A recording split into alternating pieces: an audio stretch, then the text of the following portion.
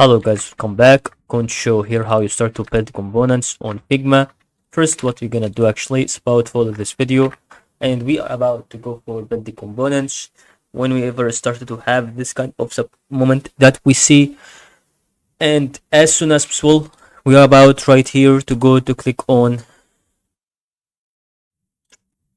and select group of elements like button cards or anything. So I will start right here to go for something like circle and rectangle and polygon. And then now once we're gonna do this, we're gonna start to go for Control A and then Control K.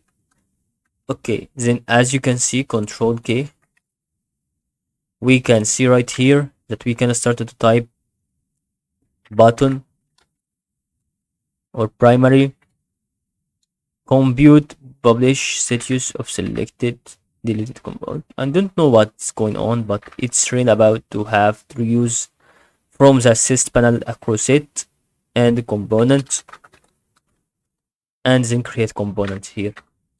And then as you can see, the component has been created through those kind of elements, and that is all about